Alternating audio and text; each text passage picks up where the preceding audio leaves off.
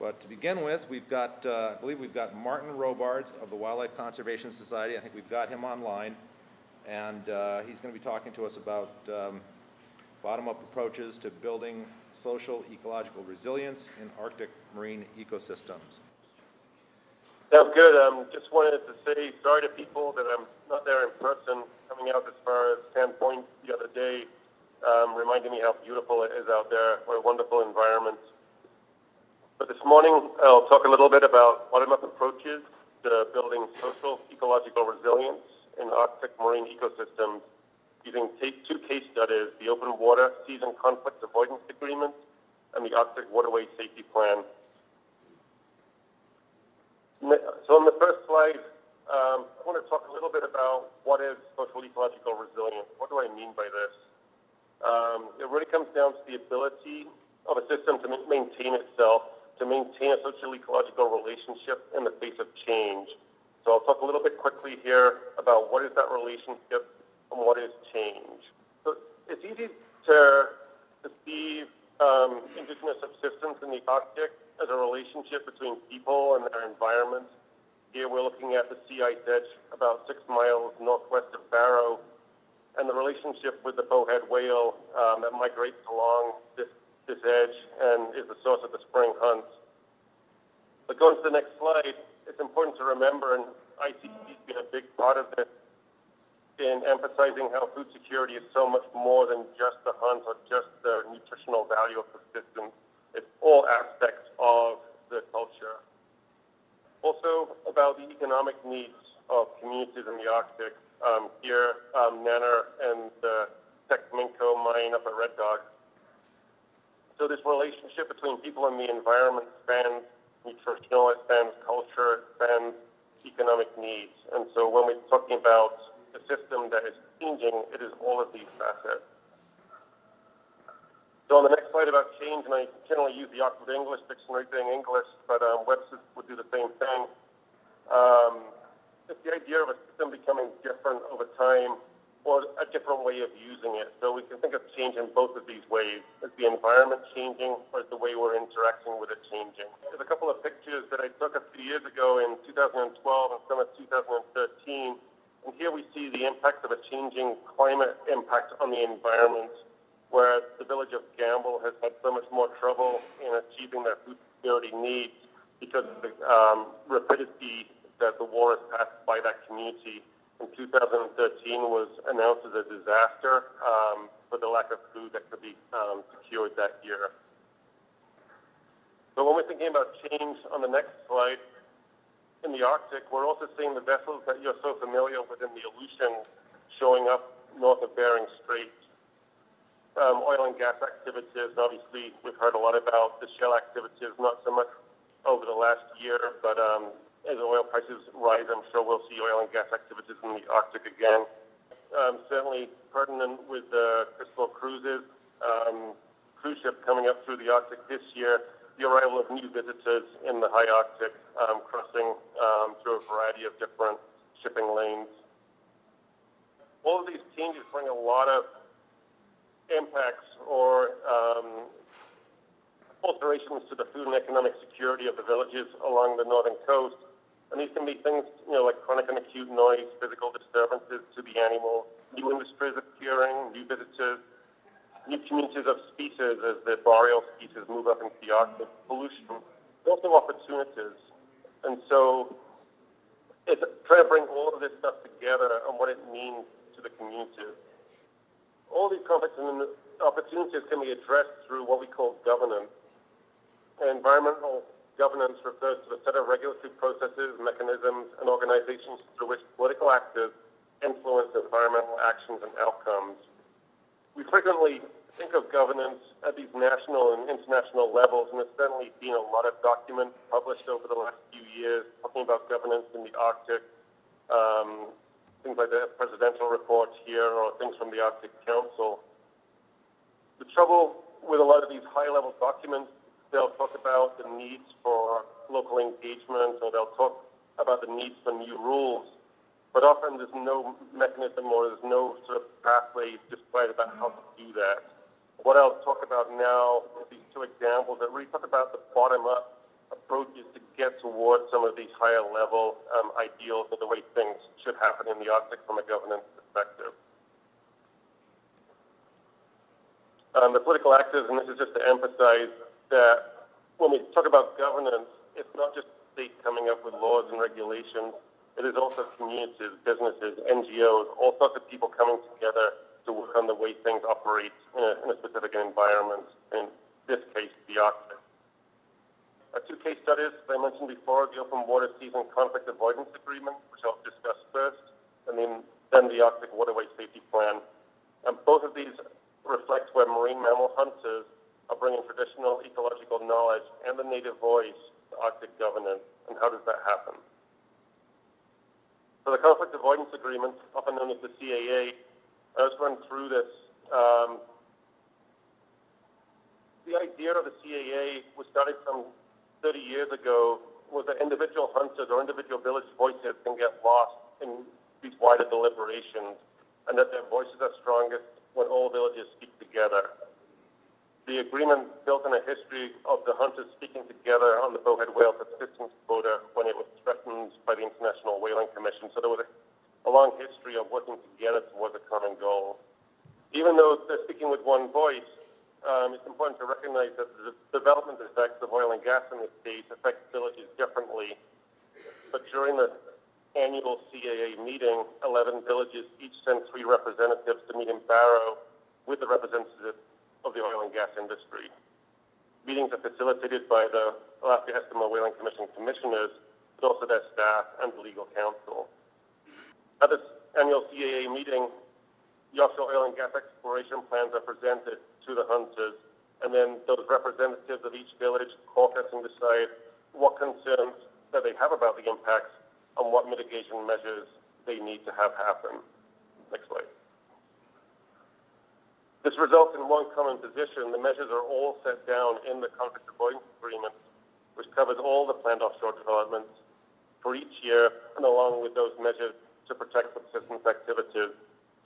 The Alaska Eskimo Whaling Commission chairman, all the village leaders, and the offshore operators signed the Conflict Avoidance Agreement, providing a predictable environment for all parties. And I really emphasize the idea of a predictable environment.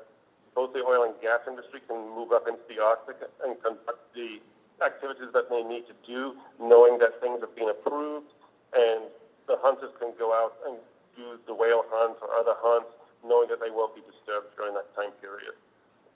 The key mitigation measures that were used in the Conflict Avoidance Agreement are centered around, firstly, the communication centers in each of these villages that oil and gas paid for. It's actually an interesting topic right now because with oil and gas leaving, offshore oil and gas leaving the Arctic, the communication centers have really gone away, and it's a big effort at the moment to work out how to replace what these centers were providing. The other 3 measures are time area closures. These mitigate seismic and drilling interference at hunting times. So, for example, and I'll show in the next slide, areas where vessels cannot go and do seismic when Barrow or Kaktovik are going out and doing their whale hunts. Some vessel movement restrictions that mitigate the risk to the whales, both preventing deflection of the whales away from the coastline, but also meaning that the vessels are not hitting animals while they're aggregated. And finally, discharge limitations, mitigating the pollution risks in an area where people are eating from the water. Just a quick couple of graphics here. This is the Beaufort Sea coast, and what you can see there is the different areas that a developer can look at and see in those red hashes where they can go. So that first one, 15th of September to the close of whaling in Barrow, is a closed area to oil and gas activities. And the same goes along for the Nuiqsut hunting at Cross Island and further to the east for Kaktovik. Comes at my end. Next slide shows the Chukchi Sea with the whole area spring lead, with whales migrating along to that Barrow in the northeast. And again, a blackout period before the 20th of July while the whales are migrating, and after the 15th of September when the whales will be coming back. So that summarized the Conflict Avoidance Agreement, and now to talk about the Arctic Waterway Safety Committee with their responsibility of forming an Arctic Waterway Safety Plan. This committee really built from the whalers' activities with the conflict avoidance agreement, and as I'll show, take a similar approach of bringing people together towards having everybody in the room come up with ideas about how to mitigate the potential impacts of shipping in the Arctic waterways. But to emphasize that a safety committee is not unique to the Arctic. It was a method that the U.S. Coast Guard District 17, particularly Captain Shaw and after him, Commander Howe, recommended. They used around the country, often as a harbor safety committee, where everybody in a specific area, for example, Puget Sound, comes together and works out as the operators on the waterways, how do we avoid conflict? And it puts people all in a room together to work those out by consensus amongst themselves. A consensus can be found amongst all the waterway users, then the Coast Guard adopts that as the best practices rule of the road.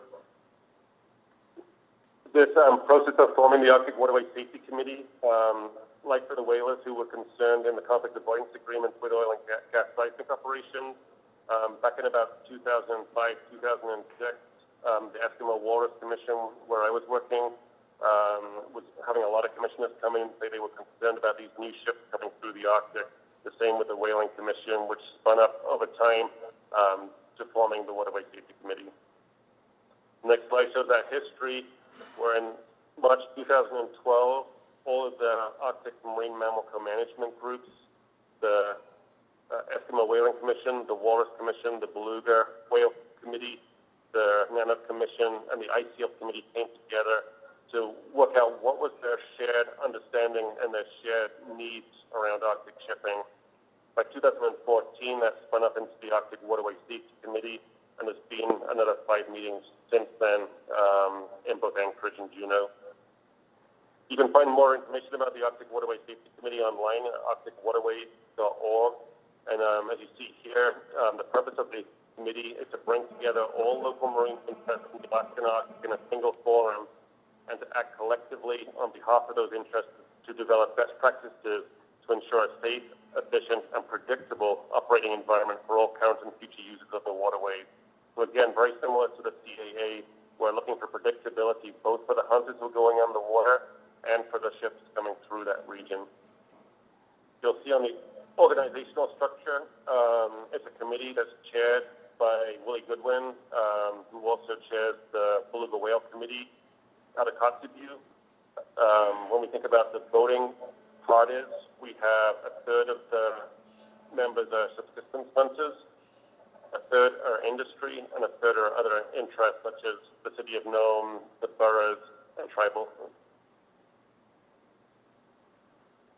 The committee established this area of interest, which basically is the Native Claims Settlement Act boundaries in the south. So it encompasses all of Coeric's interests, and then up through Northwest Arctic Borough and North Slope Borough out to the U.S. EEZ. The main goal of the Waterway Safety Committee is to develop standards of care. These are a term of art, but running through these, they're formed by consensus. They're procedures and practices beyond regulatory requirements. They're informally agreed upon amongst the parties within the committee that experienced and prudent maritime professionals follow to ensure safe, secure, efficient, and environmentally responsible maritime operations. They are the good marine practices that are developed and published to provide a guide for maritime professionals to consider and incorporate into their decision-making process. And so when you think about new people coming up into the Arctic, new industry, this is a source of information for them about how people in the region operate to minimize conflict.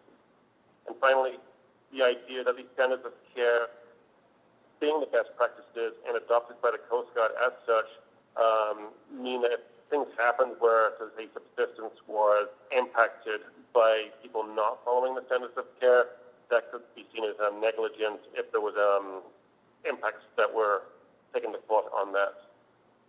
Currently, the Waterway Safety Committee is looking at a variety of standards of care, one around research special activities that is close to completion, one about maritime tourism and village visit practices when giving better warning for communities that a cruise vessel or a tour ship is coming to the area.